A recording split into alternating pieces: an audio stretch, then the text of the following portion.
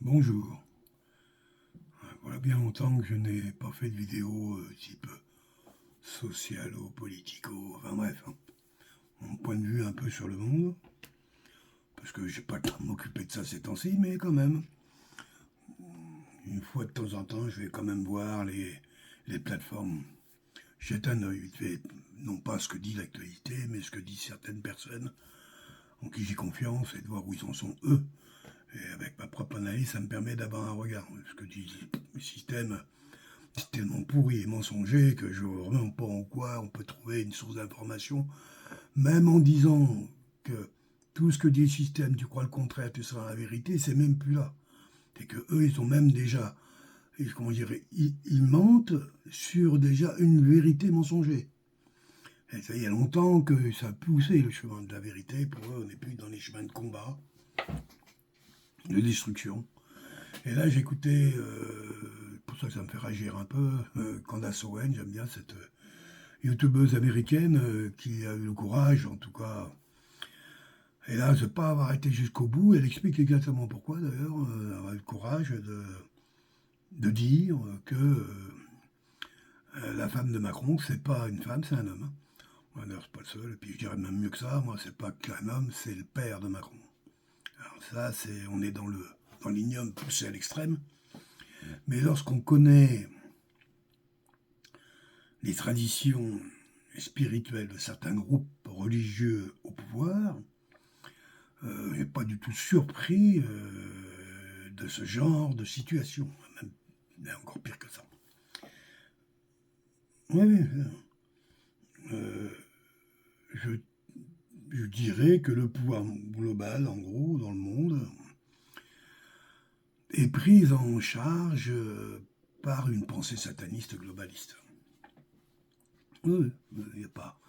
Écoutez un seul discours, vous voyez, si vous voyez, entendez quelqu'un qui vous parle de choses saines, hein, qui montre une voie pour l'humanité qui soit saine. Non, la seule chose qui soit à peu près saine, c'est qu'on vous dit on va pas vous tuer tout de suite. On va pas faire la troisième guerre mondiale tout de suite. On va pas vous massacrer bientôt. Mais c'est de ça qu'il s'agit, quoi. C'est ou vous massacre, ou vous massacre un peu plus tard, ou vous massacrera pas. En gros, c'est ça le discours. On imagine bien que ceux qui écoutent ça tous les jours, je les plains. Ça crée tension quand même. Hein. Et surtout quand tu es français. Hein, pour moi, mon point de vue, il est assez clair. Hein. La nouvelle Israël, c'est la France. C'est écrit, daté, acté. Ils ont décidé de prendre le pouvoir sur ce pays et de s'y installer durablement. Hein. Ils sont déjà là, en place. Il y a tous les gens les plus importants du système sont déjà à Paris, contrôlent la pensée, la formation, l'école, les médias, la police, l'arme, tout, contrôlent toutes les forces de pouvoir. Et ils n'ont pas besoin d'élections, et s'il y en a, ils peuvent tricher autant qu'ils veulent, puisque de toute façon, la presse dira que c'est pas vrai, qu'ils n'ont jamais triché. La presse mentira, mais on est arrivé à un niveau de dictature inimaginable. Inimaginable. Non, c'est parfaitement imaginable quand tu vois l'illégitimité de ceux qui sont en place. Qu'est-ce que ça me dit, moi? Ça me dit que quand on en arrive là, à des points de tension aussi extrêmes, là, comment s'appelle la youtubeuse, Candace Owen, j'aime bien cette femme. Ils sont rares à être aussi courageuses que ça. Hein. Oui,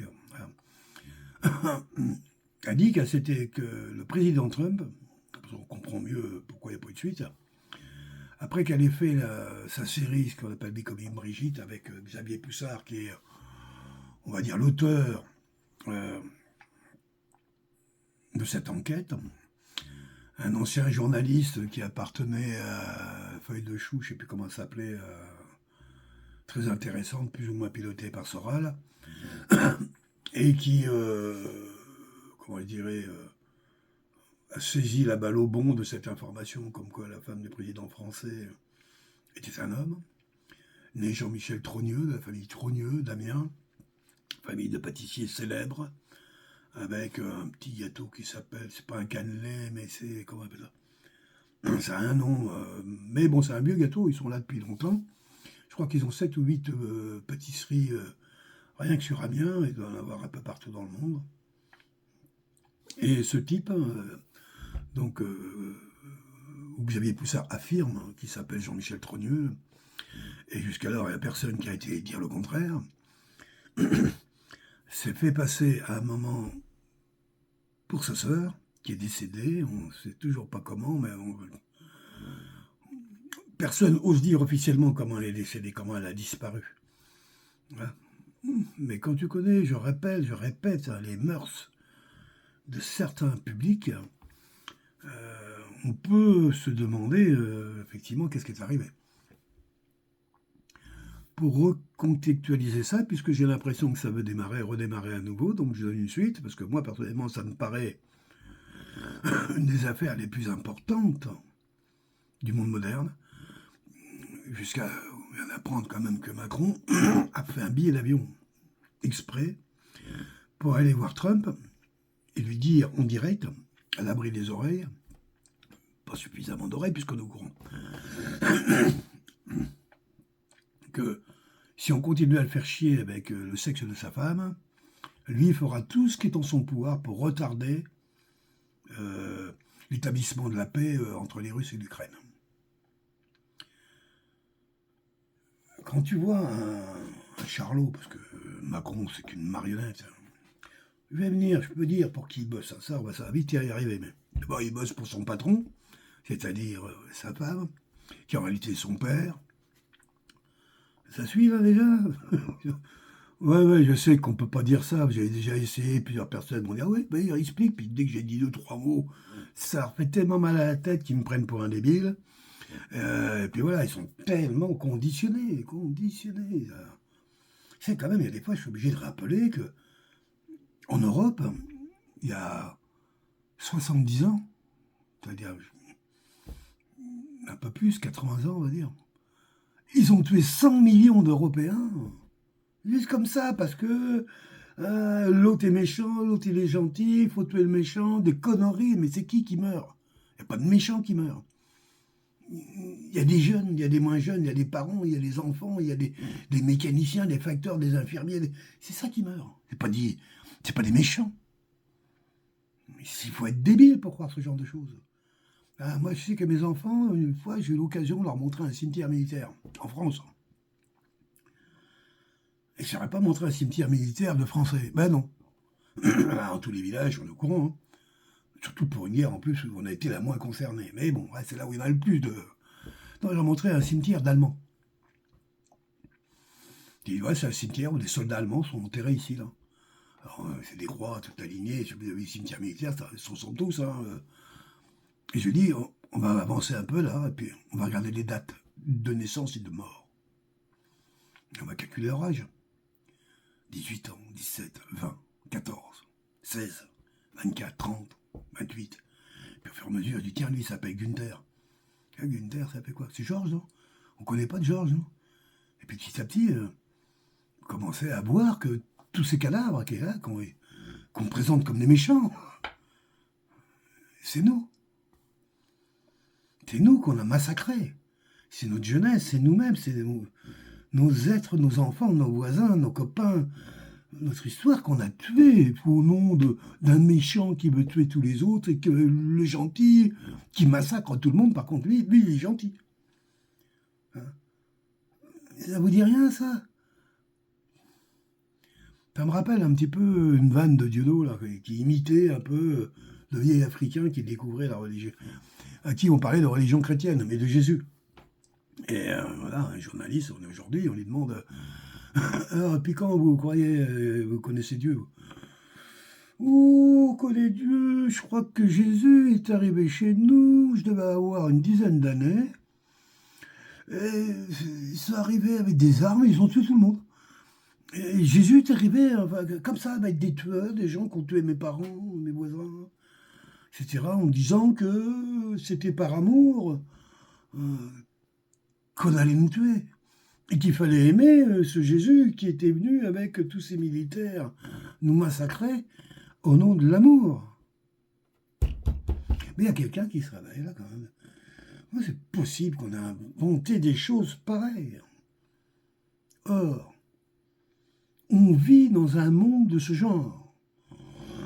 Au nom de l'amour, en Ukraine, sont tués tous les jours des dizaines, des centaines, des milliers d'hommes, plus ou moins jeunes. Ils ont déjà tué tous les jeunes, du coup ils sont en train de tuer les vieux puisqu'il n'y a plus de jeunes. Au nom de... faut tuer les méchants. C'est qui les méchants? J'en ai connu un paquet de petits cons et méchants. Oh là, j'en ai vu, j'en ai même dans ma famille. Des débiles. C'est pas pour autant qu'on va les tuer. Il faut les tuer. C'est au nom de quoi? Parce que j'ai des aime, tout d'un coup, je vais vouloir les massacrer. Mais non, non. Au nom de ma haine, de ma peur, de ma colère, ben, peut-être, parce que si tous les jours on m'explique que c'est des méchants et que si eux ont le pouvoir, ils vont venir me faire du mal à moi et aux miens, il faut d'abord les tuer pour qu'on soit en paix.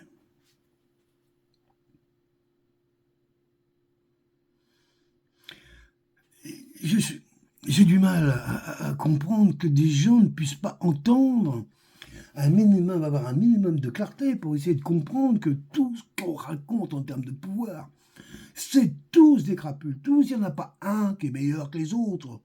Ils utilisent tous ces pouvoirs-là pour maintenir leur prébande de domination sur l'humanité, de négrier, tout simplement. Tu vois des types comme en France, Bernard Arnault, là, ce petit provincial que j'ai rencontré quand j'étais jeune. Ah ouais, il y a quand même un peu d'historique aussi. Hein. Ouais, ça les emmerderait peut-être de le savoir, mais je peux dire où exactement. À l'Étoile, au nord d'Amiens, lorsque l'État français était en train de vendre le groupe Boussac-Saint-Frère. Je voulais pas acheter le groupe, non, je débutais, moi. Quoi que l'ambition m'aurait pas gêné, mais il y a quand même du mal à estimer une entreprise qui pesait pas loin de 50 km de long, 10 km de large, avec des villages entiers, des villes et tout, puis tout au-dessus, dans une vallée, puis au-dessus, il y avait plein de petits châteaux. T'as qui, Rothschild, là? Ah, ça, c'est Rothschild aussi. Ah, celui-là, tout neuf, là, qui est fermé. Ah, c'est Rothschild. On est allé manger à un restaurant, parce que j'étais avec un monsieur qui m'a une très bonne table, d'ailleurs, un beau petit château encore, qui appartient au Rothschild. C'est-il que la région de là-bas appartient au Rothschild? L'Oise.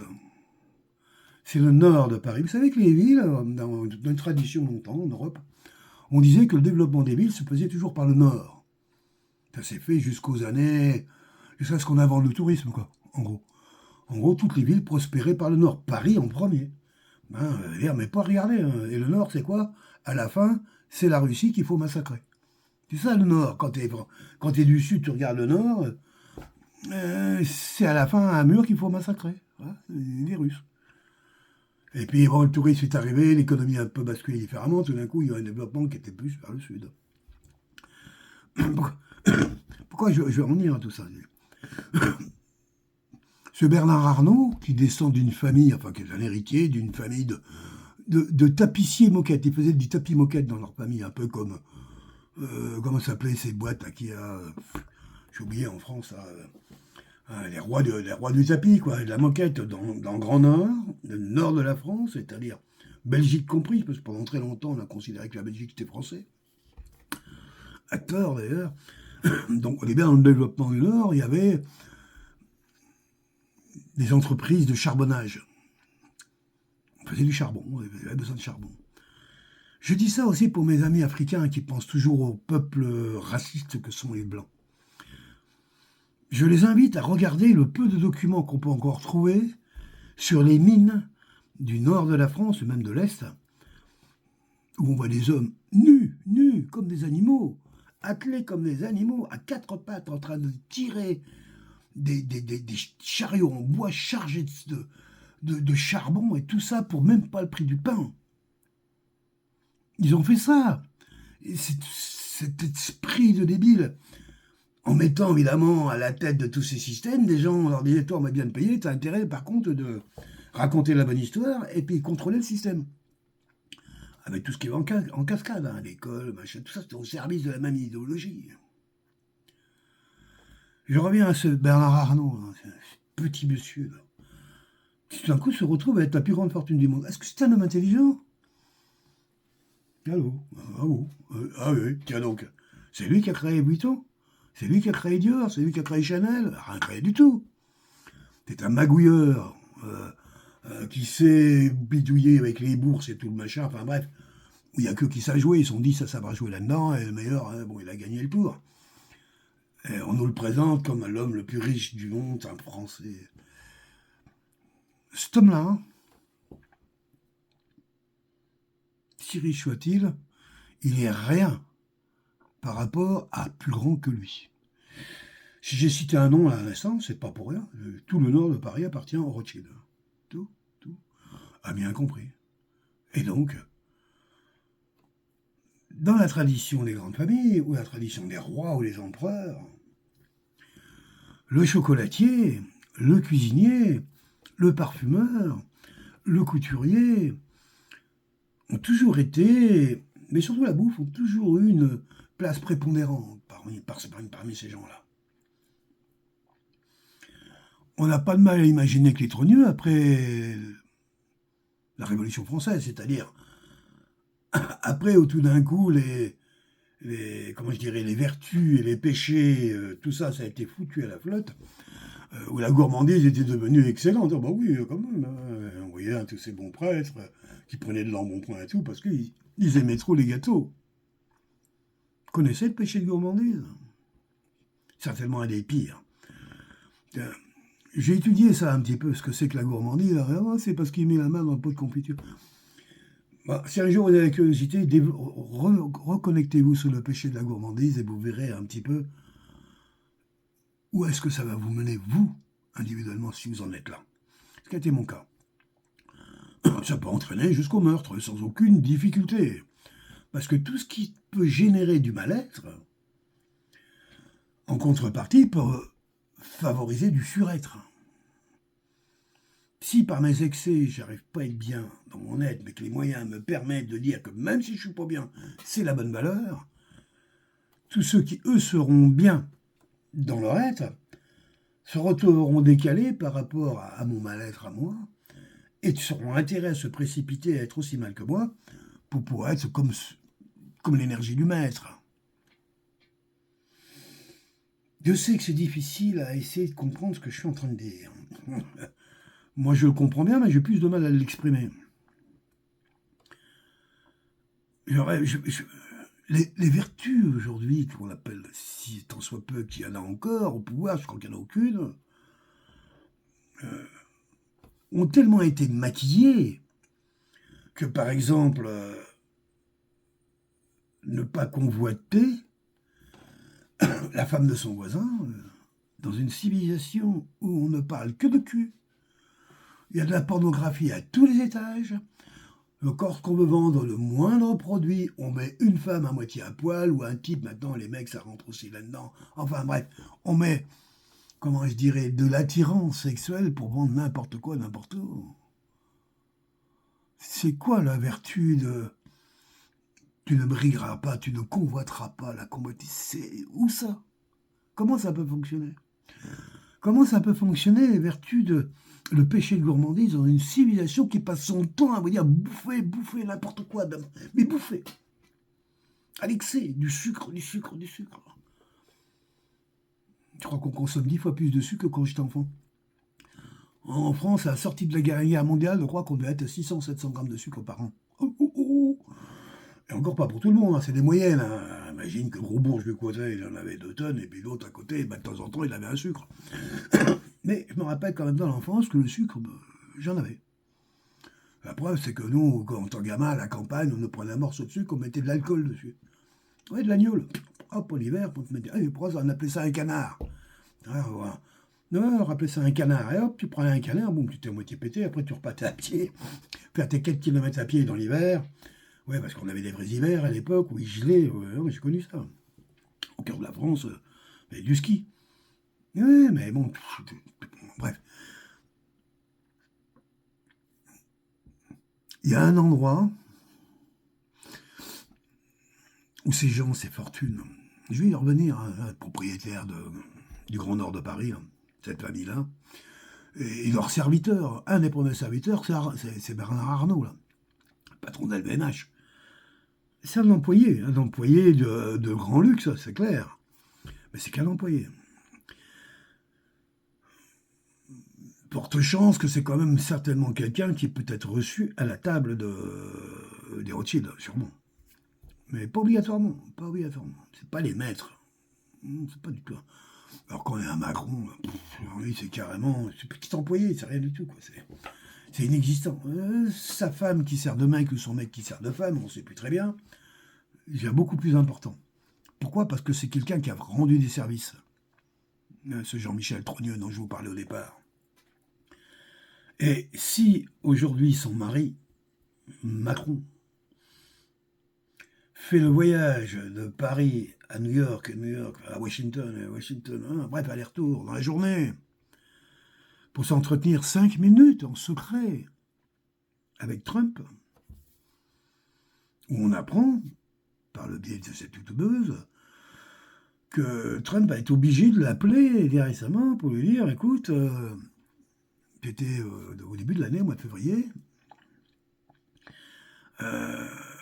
et d'abord, il a essayé de la faire appeler par un gars de son équipe qui s'est très mal pris avec Candace Owens. Il a fait le mec, ouais, le président, il a dit, tu fais comme je te dis, hein? Mais c'est pas qui c'est, ça. T'as pas écouté les émissions de Candace Owens, tu aurais dû, parce que c'est vraiment pas la bonne méthode pour l'aborder, sûrement. Donc l'autre, elle l'a envoyé chier, puis correctement, à sa manière, à elle, mais t'allais en prenant l'antenne le lendemain et en le disant tout de suite, quoi. En gros. Qui fait qu'à un moment, le patron lui-même a dû appeler. Et le patron, c'est le blondinet, j'appelle le blondinet, moi, Trump. C'était au mois de février. Allô, Candace, oh, super ce que tu fais. Mais là, par contre, ça m'emmerde. Il y a quand même Macron, il est venu me voir et il m'a dit qu'il allait m'emmerder avec l'histoire de l'Ukraine et des Russes si tu continues à parler de sa femme comme quoi c'est un homme. Candace, qu'est-ce que vous me racontez, Monsieur le Président?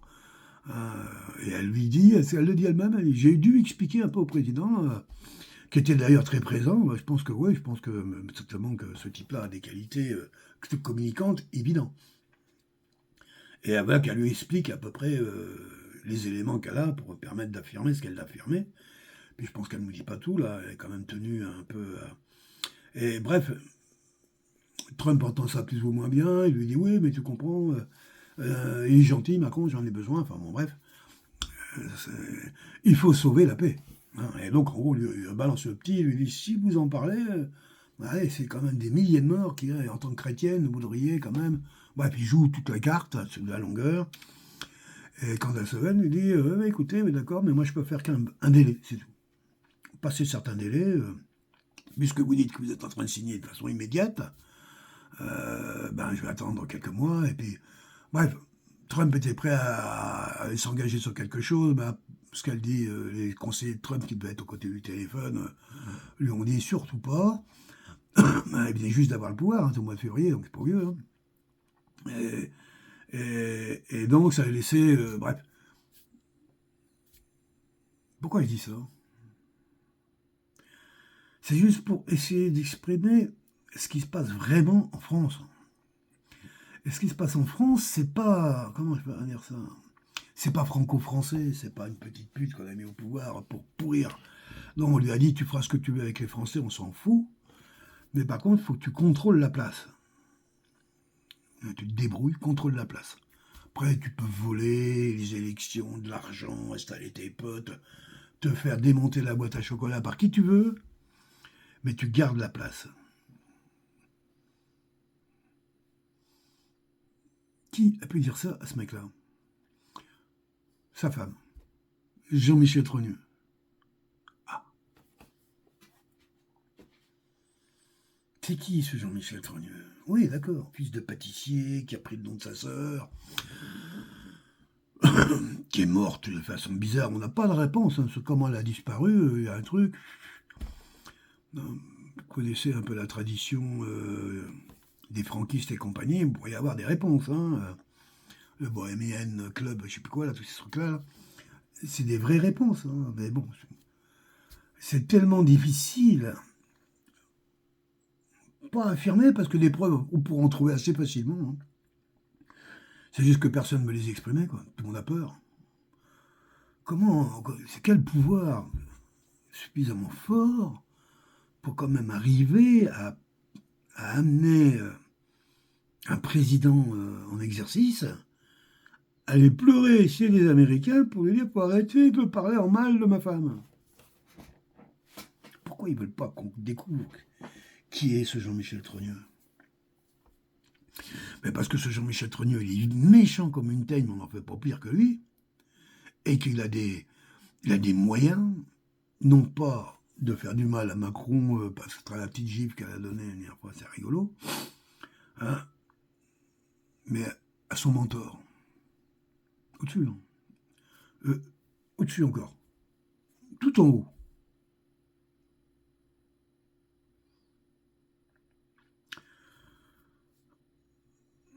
J'affirme, je le dis comme ça,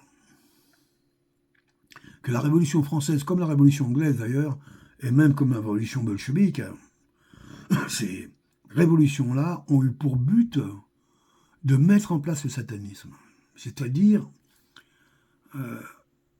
autant dans la religion monothéiste, c'est à ce titre-là détestable, je vous le concède, mais néanmoins, qui mettait en valeur plutôt les vertus et qui stigmatisait les péchés, graves ou véniels, je ne sais plus comment, là, à la place est venue des forces qui sont basées sur moi, moi, c'est tout pour moi, Voltaire et compagnie, quoi. Rousseau, l'autre, qui a inventé l'encyclopédie, enfin qu'on nous dit, tous les mensonges qu'on a, Diderot, qui a professé des parties de cul en permanence, de la bouffe à n'en plus finir. En France, c'est arrivé à partir de Louis XV. Louis XV, c'était un pédophile connu, archi connu. Un bête du Gévaudan, tout ça, ça vient d'où, là? Ouais, c'est ça, un grand loup qui est allé la nuit, il a attrapé les enfants et les mangeait. Non, ce gosse était capturé par les... On le sait, tout ça. Il y a peu d'historiens qui seront partis sur ces traces. Il y en a quelques-uns. À chaque fois, ils ont eu des emmerdes à n'en plus finir. Hein. Tu ne peux pas imaginer. Pourquoi? Parce qu'aujourd'hui, je pense qu'en France, ce qui a fait la grandeur, la puissance de cette petite nation de rien du tout, c'est un certain positionnement dans le monde. Ce positionnement, il n'a pas changé. C'est juste que les équipes qui ont pris le pouvoir complet, là, aujourd'hui, sont des satanistes, tous. Ils sont issus de cette révolution qui a voulu tordre le cou aux vertus, à la sagesse, à la beauté, au vivant, pour mettre en place l'égoïsme, les mini-communautés excessives, la pédophilie sacralisée, le meurtre institutionnalisé, le sacrifice humain. C'est quoi les guerres? C'est quoi les guerres? Qui les mène et à quoi elles servent? À tuer des gens. Tu tues des gens. Pourquoi on tue des gens? Au nom de quoi tu tues des gens? Au nom que toi tu peux et pas l'autre? Je sais pas, on nous a appris la première des choses, je crois, le premier des péchés, c'est de ne pas tuer. Meurtre, assassinat, c'est le péché hyper grave, il n'y a pas plus grave que ça, quoi. Hein. Mais eux, ils peuvent. Ces pouvoirs-là, un crétin comme Macron, débile à souhait, lui, on lui dit fais-le, oui, aucun problème. Lui, hein. Heureusement qu'il y a des gens un peu plus raisonnables autour de lui, parce que on a vu là pendant les périodes des Gilets jaunes, quand il avait donné l'ordre, lorsque les autres sont arrivés devant l'Élysée, qu'il avait donné l'ordre à la police de devant de s'armer de l'arme létale, et de tuer tout le monde en gros, tellement il a eu peur, ce petit trou du cul. Un cachet, mais c'est pas lui qui a eu peur, c'est sa blonde là. Son blondinet là, son blond, hein, enfin quand ce mec, Jean-Michel Trogneux. Quand la Sowen vient de relibérer à nouveau, là, donc on est au mois de juillet, hein, en disant voilà, moi Trump il m'a appelé au mois de février, il m'a demandé de mettre le pied en dessous, là, de calmer un peu, parce que Micron est très très gêné par rapport à ce qui arrive. Je suis désolé, mais il n'y a même pas une semaine, devant tout le monde, il a pris un pain dans la gueule, Macron, par son mec. Un coup de poing. Hein. C'est pas un truc de fille, hein. C'est pas une femme qui se comporte comme ça, qui te saute à la tête et qui veut t'en acter. Non.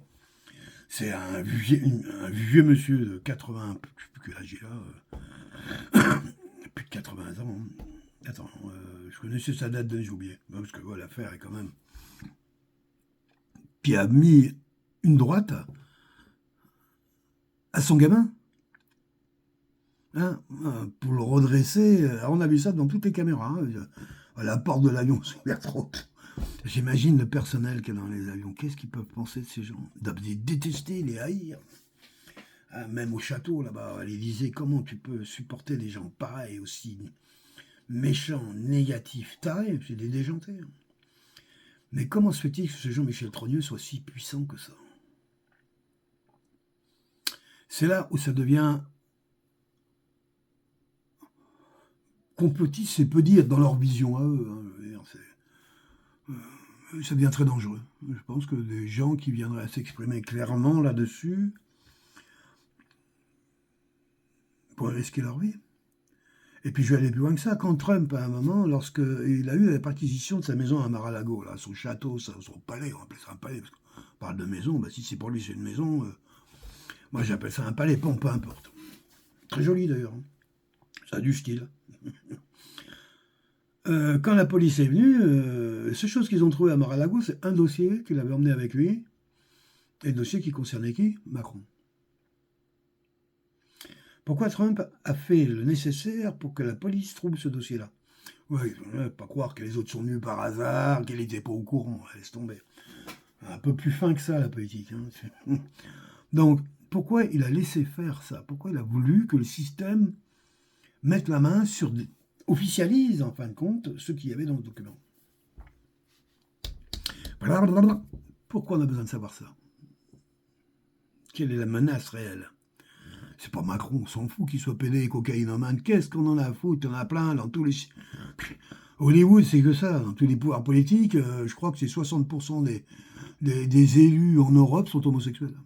Ouais, ça, c'est des gens super bien pour s'occuper de la famille. On ne doute pas du tout. Je suis anti-homo, pas du tout. Je suis pour les équilibres. Pas pourquoi une ultra-minorité devrait contrôler l'idéologie des autres. Mais c'est ça le système du satanisme, on est bien d'accord.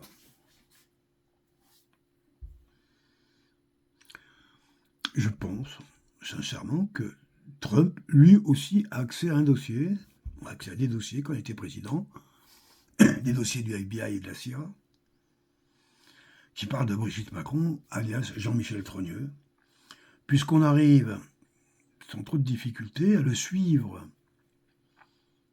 jusqu'en Algérie, où on sait qu'il a fait des études à Alger, on a même connu la rue de son appartement où il habitait, comme par hasard, l'appartement a pris feu après qu'il soit parti, d'une façon qui n'est plus de trace. Je veux dire, et ce type-là, il a rencontré, donc Jean-Michel Trogneux, a rencontré à ce moment-là, j'ai oublié le nom de la personne, c'est un peu... Bref. Et ils sont partis ensemble aux États-Unis, à l'époque où les États-Unis parlaient du projet MKUltra. C'est-à-dire Mind Conscience, ou je ne sais plus quoi. Bref, c'est du conditionnement mental que les Américains ont officialisé à l'époque. Et d'ailleurs, la date de naissance de Brigitte Macron, qu'elle dit, est exactement la date à laquelle a été officiellement reconnue par la CIA l'existence du projet MKUltra. Conditionnement mental. Brigitte Macron, c'est un transgenre. C'est clair. Elle évolue dans un monde où le transgenrisme, c'est le monde du pouvoir, du grand pouvoir. Même à partir des empereurs romains, tout ça, c'est pas nouveau. Que pour concentrer les pouvoirs un maximum, pour que rien ne se perde, ils se reproduisaient entre eux. Les empereurs, aujourd'hui, il n'y a personne qui porte le nom réellement d'empereur, mais ils existent. Des gens qui ont des empires, c'est-à-dire qui sont sur toute la planète, et de façon ultra puissante. Dont la famille Rothschild. Donc une des filles Rothschild, la famille, je crois que c'est 3 ou 4 000 membres, un peu plus. Donc c'est quand même très étendu, mais pas plus que ça. Et elle disait, une des filles Rothschild, je ne me rappelle plus laquelle, c'est Viviane, hein, il me semble, française, hein, qui disait que quand ils étaient enfants, ils ont appris très très vite à faire des actes sexuels entre eux, devant les adultes. 12 ans, 13 ans, et François qui s'enfilait Janine, ou Viviane, devant les parents, qui disaient « Ouais, c'est bien, bravo, c'est beau, c'est excitant, bien, ouais, tombe-toi. » Et tout le monde partousait dans le salon en même temps, Pépé, Mémé, les enfants, tous.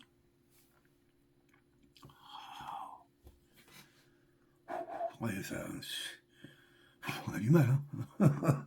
On a du mal. Ouais, nous, dans nos petites têtes, on n'a pas été éduqués avec des trucs pareils, donc on a des freins partout, des stops, des feux rouges qui s'allument de partout. Je sais quoi, qu'est-ce qu'il nous raconte là? Il est encore bourré, il a picolé? Non, non, non, pas du tout, au contraire. J'ai en parfaite lucidité. Pourquoi je dis ça? Déjà parce que bah, ça me fait du bien de remettre de l'énergie là-dessus. Hein, je crois sincèrement que c'est par la révélation de ça que ce système monothéiste impérialiste qui a déjà quelques millénaires doit disparaître. Quand je dis il y a quelques millénaires, c'est-à-dire que même à l'époque de la fin de l'Égypte, hein, Cléopâtre et compagnie, qui n'étaient pas égyptienne, étaient grecque d'ailleurs, à partir de cette époque-là, ces pouvoirs se sont exprimés. Hein, réellement. Hein, et ils n'ont jamais perdu la main. Jamais, jamais. Ils ont changé le décor. Hein, là, c'était des fleurs roses. Après, ils ont mis des fleurs bleues. Bref. Mais c'est toujours la même idéologie. Une idéologie d'empereur, d'impérialiste. Et qui dit empire dit esclave. C'est la définition même de l'empire. Ouais, c'est ça. Il connaît les empires où tout le monde vit heureux, tout le monde profite des mêmes avantages. Mais non, jamais de la vie. Pourquoi Napoléon a réussi un peu pendant un temps? Parce qu'il a fait croire aux Français que, en contrôlant quasiment le monde de l'époque qu'on appelait le monde puissant, la France deviendrait, alors donc la bourgeoisie deviendrait l'excellence de l'excellence, et pourrait s'accaparer, ce qu'ils ont fait d'ailleurs. Hein. Mais là, aujourd'hui, c'est la même chose, mais avec une autre équipe qui a changé, qui s'accapare de toutes les richesses de la France, de l'Allemagne, de l'Espagne, de tout ce que tu veux, toute l'Europe, quoi, parce que c'est là où se trouve, en fin de compte, une grande partie, je parle même le Vatican, hein. Ouais, tout ça. Ils sont là et ils sont pas si nombreux que ça. Les empereurs dans le monde, il n'y en a pas tant que ça. Il y en a qui parlent de 13, d'autres qui parlent de 7. On parle des chefs de famille. Hein. Et ce qui est paradoxal d'ailleurs, c'est que dans ce monde de négriers, de pornocrates incroyables, presque tous les chefs de famille sont des femmes. Ah, la famille de Bettencourt, l'héritier L'Oréal, une femme. Arnaud, non. Non, lui, c'est encore un gars. Mais actuellement, qui dirige la famille Rothschild? C'est comment elle s'appelle? Viviane, je crois. Non, je sais plus. Bah, c'est une femme. Puis David est mort. Le grand, là, le baron, là, je sais plus, là, qui est décédé à 90 ans. Comme quoi, il devrait se renseigner quand même un petit peu. C'est que ça rend pas immortel, leur truc, là. Mais bon, voilà. Ils ont des niveaux de prédation, on ne peut pas imaginer. Et lorsqu'ils ont eu besoin, pour des raisons, pour gagner encore plus de pouvoir, de faire croître l'humanité, pour mettre en place tous les outils de domination qu'on subit aujourd'hui, eh bien aujourd'hui, ils ont décidé, enfin déjà il y a un petit moment, à partir de la dernière guerre mondiale, en gros, qu'il fallait décroître l'humanité à nouveau parce qu'eux étaient en danger. Ils savent qu'à un moment ou à un autre, ça va se savoir, comment ça fonctionne, tout ce bazar-là, et qu'il y a un risque réellement que des émeutes mondiales, locales, se mettent en place et veulent reprendre, en fin de compte, le vrai pouvoir.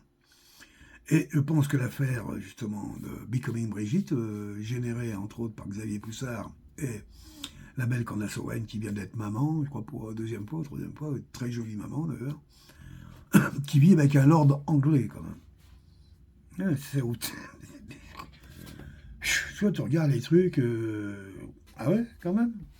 est youtubeuse et son mari, il est lord anglais, c'est-à-dire quelqu'un qui a été anobli par la reine ou maintenant le roi, puisqu'il n'y a plus de reine. Moi, c'est là où on voit, en fin de compte, bref, cette youtubeuse, justement, qui montre, qui peut montrer, qui peut démontrer, et je pense que Trump le sait parfaitement, mais il sait avec quel jeu il joue, et je pense qu'il va peut-être pas oser aller jusque-là, on ne sait pas, mais pourquoi pas démontrer qui est exactement Jean-Michel Trogneux et ce qu'il a fait pour la CIA. Il y a eu des meurtres à un moment dans le milieu du transgenrisme, entre autres le pasteur Doucet. On a des vidéos, des films, des photos, à l'époque où on voit Jean-Michel Trogneux à la table du pasteur Doucet. Plusieurs fois. Et il avait à l'époque, je ne sais plus, une vingtaine d'années. Ouais, ça veut dire voilà, qu'aujourd'hui, il a plus de 80 ans. Hein, c'est pas ce qu'on nous raconte, des bêtises incroyables. Mais plus près de 100 ans qu'autre chose. Peut-être ça. Mais il n'y a pas eu que ça dans ce milieu. Il y a eu beaucoup de meurtres, il y a eu beaucoup d'assassinats. Et des sacrifices. Des sacrifices humains, bien sûr. Quand je parle de sacrifice, je ne suis pas en train de parler de poulet. Et il est bien possible que ce Jean-Michel Trogneux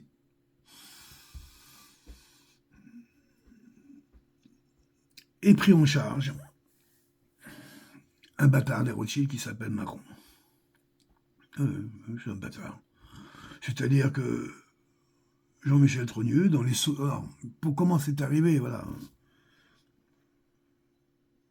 Quand il était jeune, ce Jean-Michel Trogneux, il doit avoir 18-20 ans à l'époque. Gosse de riche, hein, puisque sa famille était quand même des pâtissiers renommés, localement et nationalement, et voire même peut-être pas mondialement, mais bref, des grands bourgeois assez riches, et qui avaient donc, comme toute la bourgeoisie de province en général, se fait royalement chier les week-ends. Et qu'est-ce qu'ils inventent? Souvent, presque tout le temps. Les messes noires, les réunions au pendule, et des histoires de cul.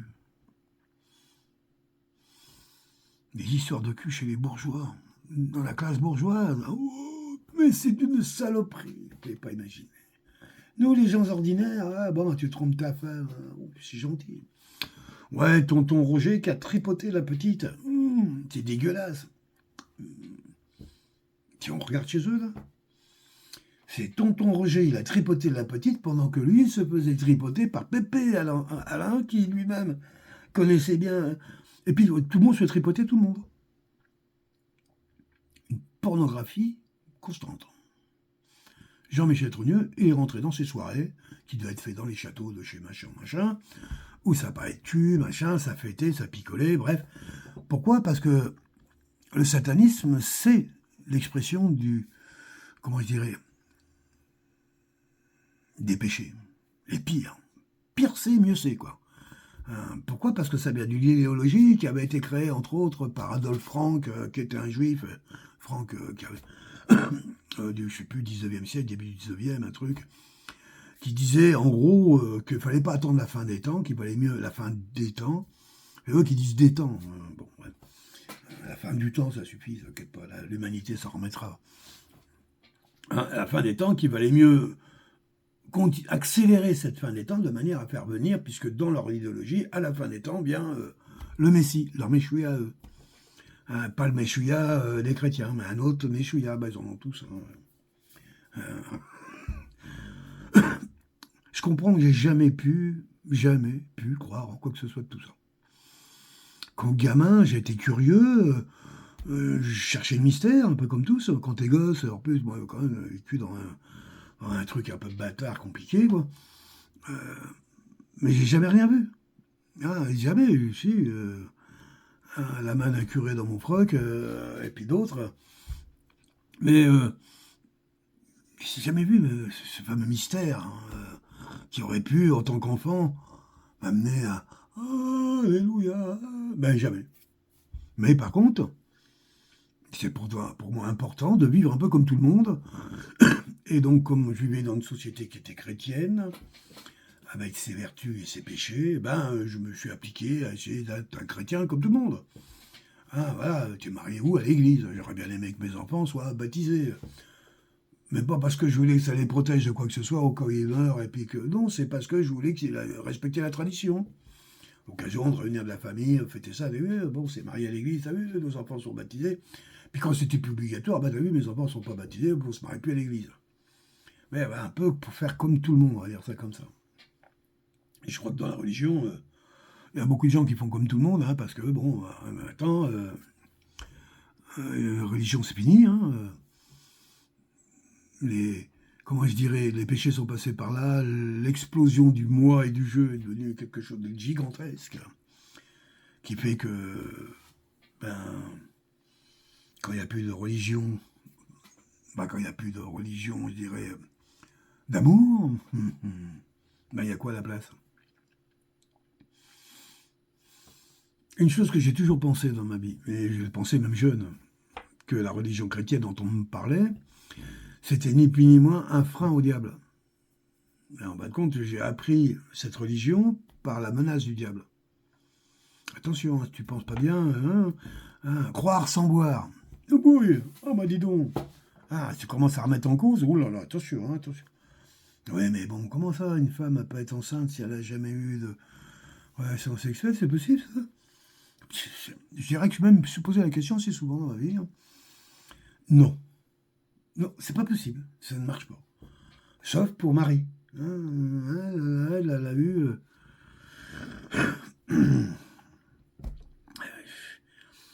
Joseph, c'est un brave type, quand même, parce que, bon, à l'époque, rien ne serait-ce qu'une femme aurait regardé de travers un type, elle se faisait lapider sur place, alors que quand lui, il envoie sa femme en repos chez sa belle-sœur, et quand elle revient, elle est enceinte.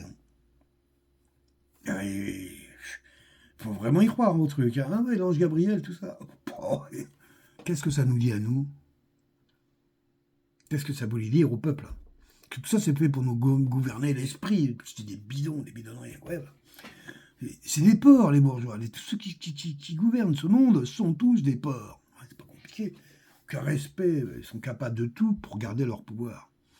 Tout. Et ils savent que les premières dominations qu'il y a chez les êtres humains, c'est le sexe, l'argent et les colifichés, les honneurs. Ils adorent ça, les honneurs. Les titres, ils adorent ça. Avec le pognon qui va avec, bien sûr. Donc, ils s'arrangent toujours pour que ces trois choses pilotent, en fin de compte, l'esprit de la classe dominante, et que cette classe dominante, rassasiée par ces trois cochonneries, a pour mission d'écraser le peuple en dessous, en racontant tout ce qui est possible comme mensonge. Tout le monde l'a vu la dernière fois, lors de l'incarcération de la planète entière, au nom qu'une chauve-souris ou un, je sais plus quoi, un pangolin, on va des conneries comme...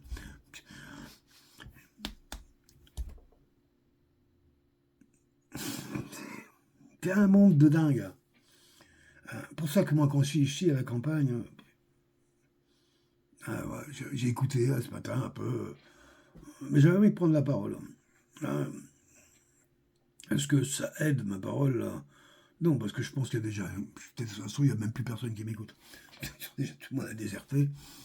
Je peux comprendre, je peux comprendre. Mais bon, moi j'ai un esprit qui fait qu'on m'aurait parlé de ça quand j'étais plus jeune. Ah oui, vas-y, répète quand même pour voir si ça fonctionnait. Mais ce que je dis là, je peux le recroiser avec plein d'autres choses. C'est pas avec une histoire linéaire qui va comme ça, tout droit. On part de là, puis on arrive là. Non, non, non. C'est plein de choses qui convergent. Voilà. Tout va dans une direction, toujours la même. Voilà. Et c'est ça qui me fait dire, et après je peux affirmer ce que je suis en train de vous dire. Donc, pour continuer à développer et finir là-dessus, que la youtubeuse Candace Owen redécide à nouveau de continuer à finaliser ce qu'elle avait déjà entrepris. Et en gros, elle a réussi à travers ces 7 ou 8 émissions différentes, pour ceux qui étaient plus ou moins bref, à dire, bon voilà, ok, c'est un homme. Bon, ok, Brigitte Macron est un homme. Oh, un couple de pédés au pouvoir qui s'est dissimulé, voilà. Les Français s'en foutent, à vrai dire. Ça n'a pas de force. Puis c'est trop tard. C'est sûr que j'aurais été avant l'élection, ils n'auraient pas voté pour lui, parce que c'est pas... La France, fondamentalement, elle est chrétienne, catholique. Elle est catholique, je veux dire. Voilà. Elle l'est profondément dans ses valeurs. Mais, depuis un certain temps, comment je dirais, ce satanisme a pris le pouvoir dans tout. Dans les écoles, dans la manière dont on éduque nos enfants, dans tous les médias. Bon, là, Hollywood, tout le monde a compris. Hein. Pareil, en Europe, c'est pas Hollywood, mais c'est pire, même pire. Hein, parce qu'en plus, c'est caché et compagnie, mais on voit une presse.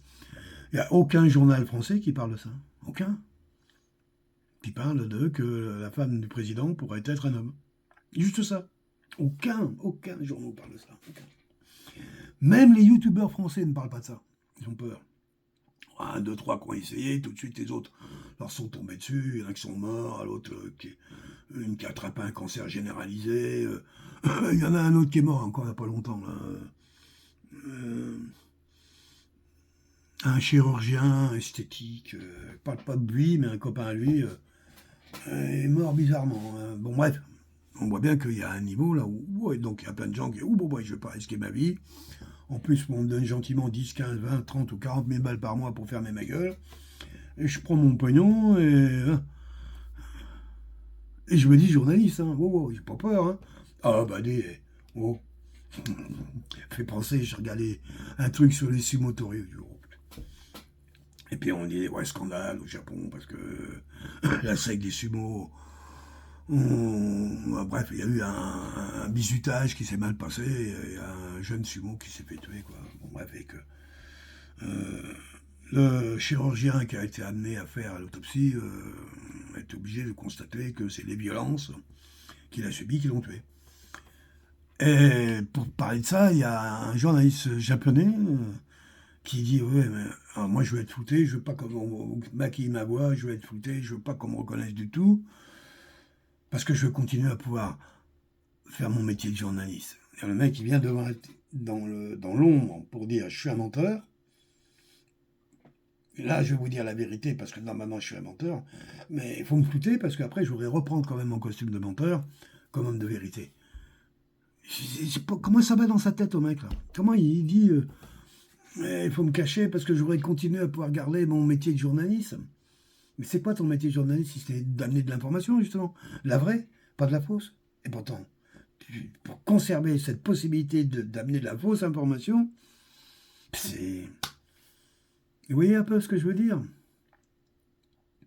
Le mensonge, l'homme s'est fait convaincre par l'argent, parce qu'on a toujours dit qu'il n'y a pas plus corrupteur que l'argent, le sexe et les honneurs. Non, vous avez 3 trucs, avec ça, tu arrives à corrompre n'importe qui. Et puis ceux qui sont incorruptibles, et il y en a, ils tombent du balcon, accident de voiture, pédale de frein bloquée, noyé dans une flaque d'eau, on connaît. Comment il s'appelait, ce bon pianiste, en plus de la communauté quand même. Hein. Il est tombé du balcon en Suisse, hein. Encore un, le 7e étage, il a glissé. Pas comment tu fais pour glisser d'un balcon pour passer au-dessus d'une rambarde qui fait 1m40, mais bon, bref. Il n'y a pas de chance. Hein. Et puis d'autres, puis je sais pas.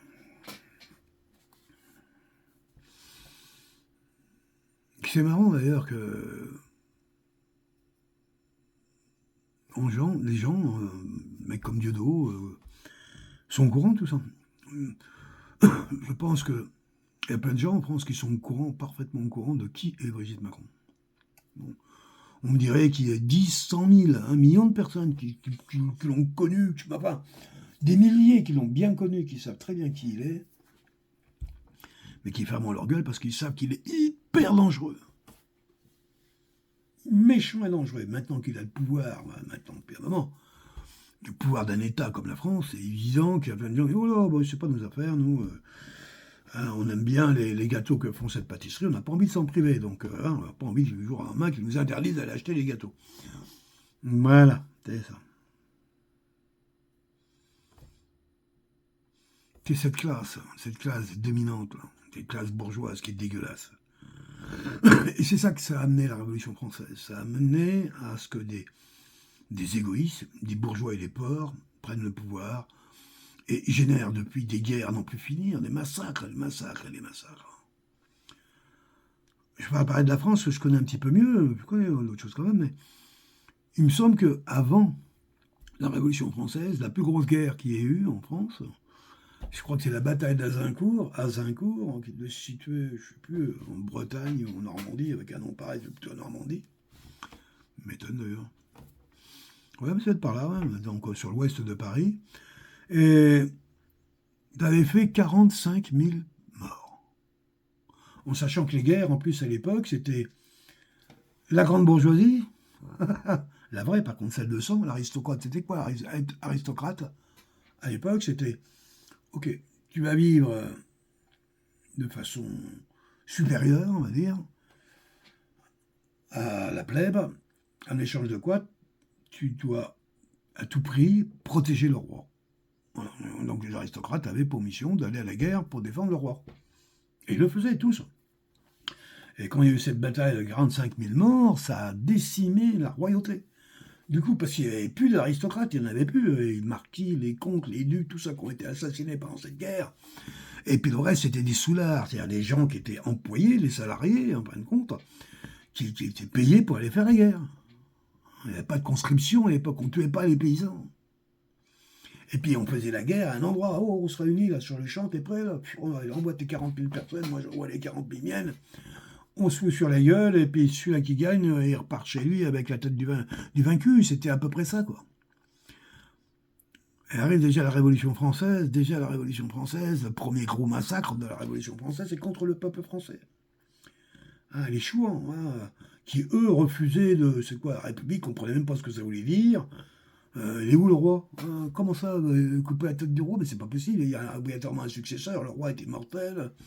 Bref, refusent complet leur histoire. Les républicains, et Danton, Robespierre, toutes ces salopes. Ouais, des gens dégueulasses. Danton, c'est un porc.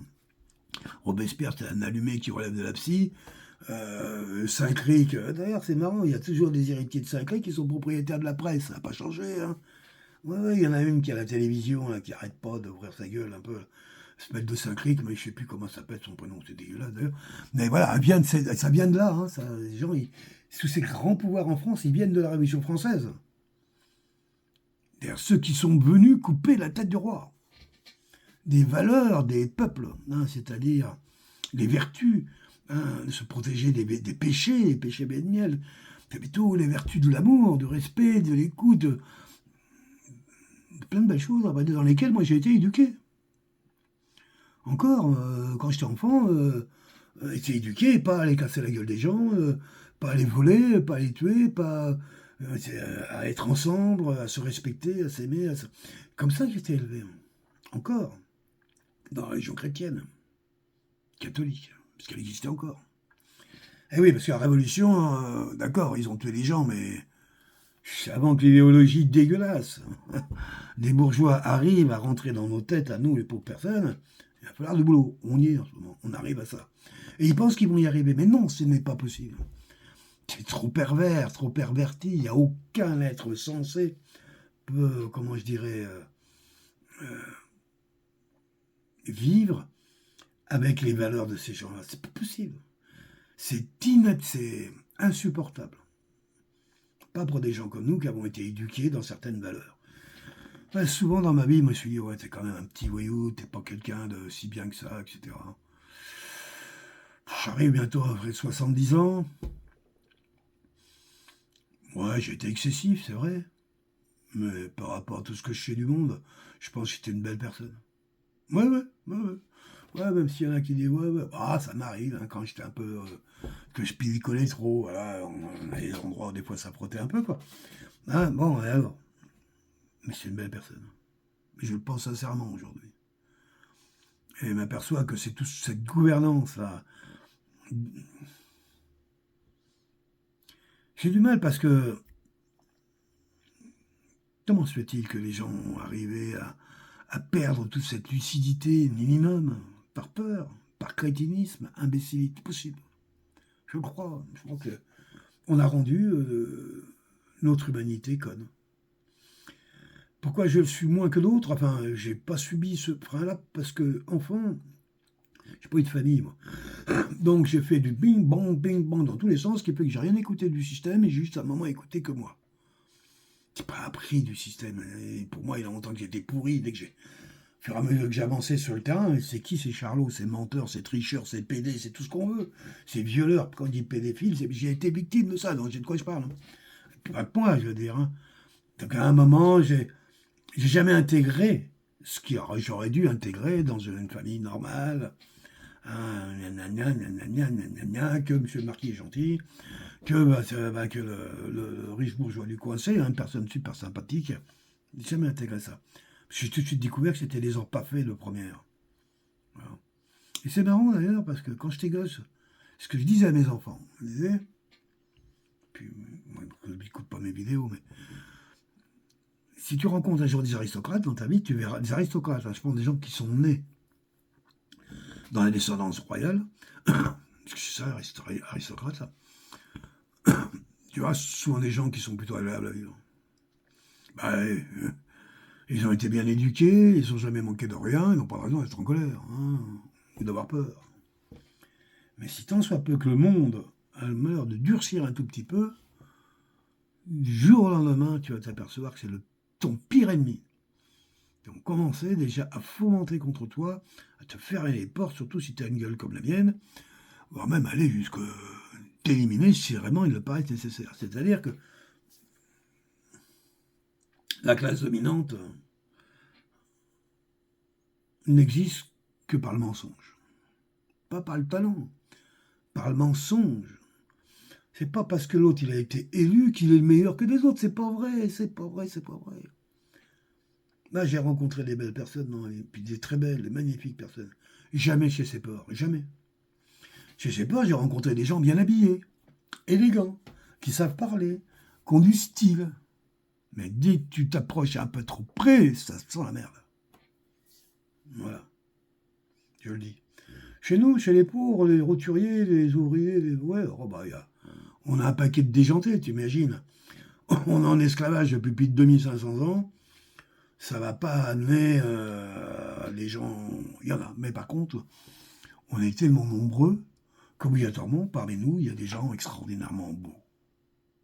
Beaux, vrais, authentiques. Et c'est ce que j'ai aimé sur mon chemin de vie, c'est d'avoir pu avoir eu cette chance de rencontrer des belles personnes.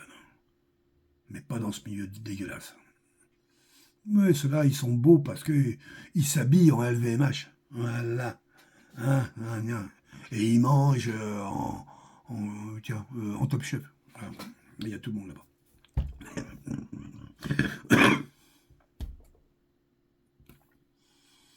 Si, en révélant l'affaire Macron, mais dans sa profondeur, c'est-à-dire que le Blondinet, il a les couilles pour pouvoir en parler, mais ça m'étonnerait, à plus de 80 balais, il n'a pas envie de se faire les Rockefeller ou les Rothschild, c'est sa vie qui est en jeu, c'est évident. Hein, ou les, comment il s'appelle j'ai oublié, c'est assez marrant, une famille française, hein, Dupont de Nemours, de la Révolution française.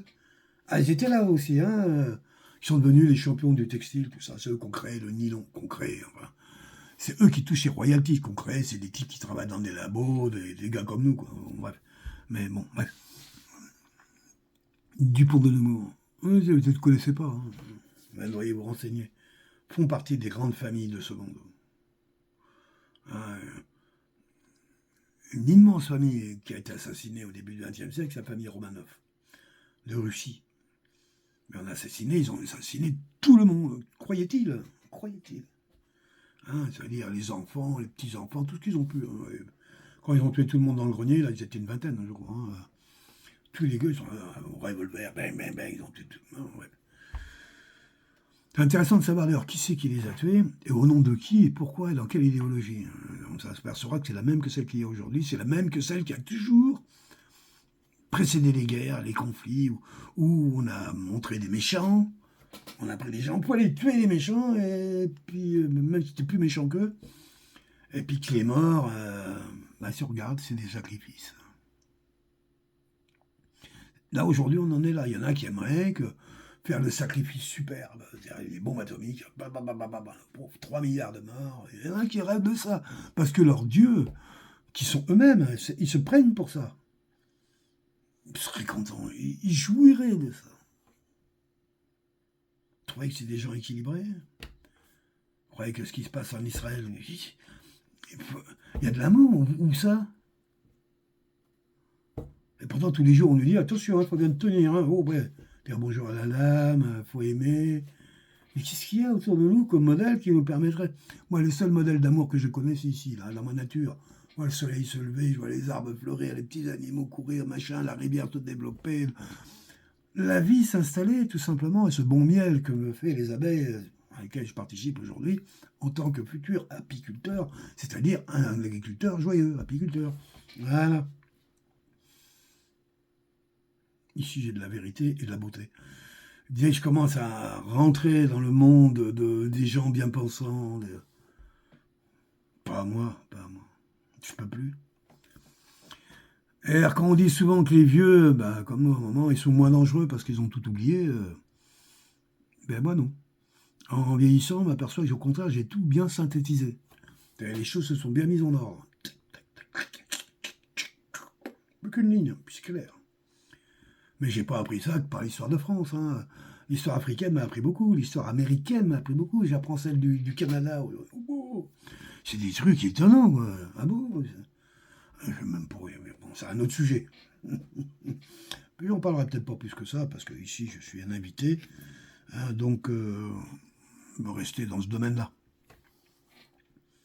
Mais si la youtubeuse, quand la Sowen va au bout, et qu'elle est capable de dire qui est Jean-Michel Trogneux, vraiment, espion pour la CIA, la FBI, un mec du MK Ultra, à l'origine de certains meurtres, assassinats, pour qui il a fait ça? Pour quelle famille? Je crois que le système pourrait s'écrouler. Hein. Le système qui fait qu'il y a eu deux papes il n'y a pas si longtemps que ça. Comment tu peux être chrétien là, quand tu vois des choses de genre? Etc. Etc. Etc.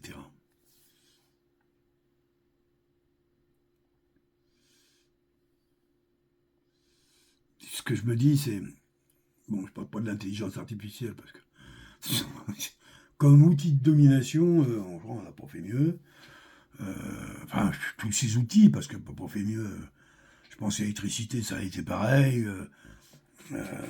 Voilà, ces grandes révolutions industrielles ont toujours eu comme pivot la domination des peuples et leur écrasement. Et leur mission aujourd'hui, tous les outils sont là pour faire ça.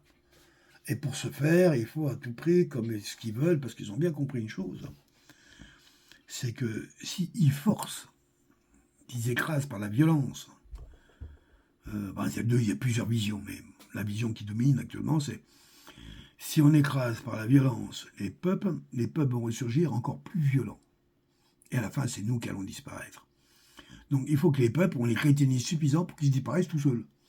Mais oui, moi j'en veux, ouais, je vais mourir, ouais, c'est dégueulasse que je vive comme ça, je vais avoir honte de consommer je sais pas combien de tonnes de carbone pour aller travailler, faire un métier de merde, qui m'est sous-payé, mais pourquoi je fais ça? J'ai honte, je fais du mal à la nature, je vais aller me pendre.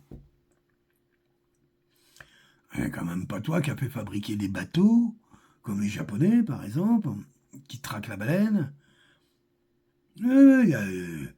Les Japonais ne mangent pas de baleine. Mais les bateliers, ceux qui fabriquent les bateaux, gagnent une économie là-dessus énorme. Hein, et qui ont inventé des filets dérivants. Oui, imaginez ça. Tu as un bateau de pêche, tu fais des sortes d'écueils sur l'eau, morceaux de bois, de corde, des conneries, n'importe quoi, puis tu mets plein de caméras là-dessus, des petits sondards, et puis tu en balances des milliers dans l'eau. Des milliers. Et puis comme ça, comme on sait que les poissons, surtout tous les poissons pélagiques, c'est-à-dire ceux qui se déplacent tout le temps, dès qu'ils voient un abri, hop, ils se mettent dessous, puis ils ont tendance à se reposer comme ça en attendant. Et puis quand il y en a un qui devient suffisamment actif, l'autre il est dans son bateau, hop, tiens, Polo, la borne 2427 XB2, oh, il y a du monde là. Il y a combien? 8 tonnes? 8 tonnes, ça ne paye pas le carburant, si. Il a combien le carburant?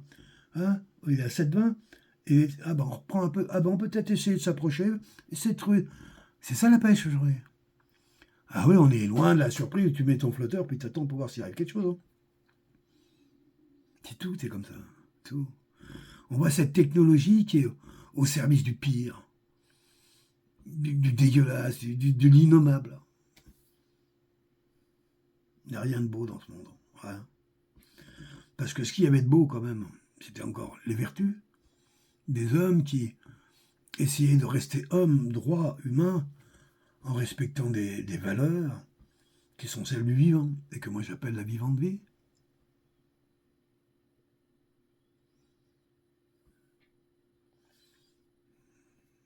Et sur le chemin de la vivante vie, oh, j'exclus pas ces horreurs. C'est juste que je les considère comme un parasitage, une faiblesse, une maladie de l'humanité qui s'en remettra. En attendant, il faut la vivre. Il faut garder une terre vierge en son cœur, qui fait que quand on parle d'amour, on n'est pas obligé d'employer ces mots-là, parce qu'aujourd'hui, c'est vraiment des mots qui n'ont pas de puissance. Mais qu'on est sur ces voies-là, on ne soit pas corrompu. J'espère vous connaître de mon vivant, dans les quelques années qui restent encore à vivre, une issue qui montre que le monde a basculé dans une direction où tous les humains sur Terre pourront enfin sortir de l'esclavage. Juste comme ça pour finir, c'est une idée qui me vient. Je me rappelle quand t'es gamin, on me parlait de la démocratie, les Grecs avaient inventé la démocratie, tous les Grecs avaient le droit au sein de l'acropole, je sais pas quoi, bon, bref, à la parole et tout. Oui, tous les Grecs. Mais tous les humains qui vivaient en Grèce n'étaient pas grecs. Et la majorité, la très grande majorité d'entre eux étaient des esclaves. Et pour qu'une classe bourgeoise s'amuse à qu'est-ce que vous pensez de ci on va casser la gueule à l'autre ou on va prendre cher ami, blablabla. En bas, qu'est-ce qui ramène? Qui c'est qui va échauffer la marmite? Nous, des esclaves. Et c'est ce modèle-là qu'on a voulu mettre en place, qu'on appelle la démocratie. Rien qu'à changer. Rien. Un système qui fonctionne avec des esclaves. Jusqu'aujourd'hui, c'est l'esclave qui paye sa bouffe, qui paye son loyer, qui paye son droit à être esclave. C'est la magie du système. C'est pour ça qu'ils veulent aller encore plus loin. Ils disent, après tout, on est bien passé des négros qu'on avait mis dans les champs à coups de fouet, et tout d'un coup, ils sont toujours dans les champs, mais aujourd'hui, ceux qui payent le loyer, pourquoi ça ne marcherait pas pour la Suisse? La vivante vie, c'est un regard qui nous vaut, si vous entendez ces mots-là, rejoignez-nous. Quand je dis nous, je représente personne, à vrai dire. Je représente la vivante vie parce que la vivante vie, c'est nous. Voilà. Merci de m'avoir écouté dans cette immense vidéo. Oh là, 1h13. Oh là là, de la folie. Bye bye et merci. On va attendre que ça passe à 14. Chiffre 13, là, depuis plus un mois, là. Je bois souvent. Vendredi 13 du mois dernier, là, qui m'a valu une grosse amende pour excès de vitesse.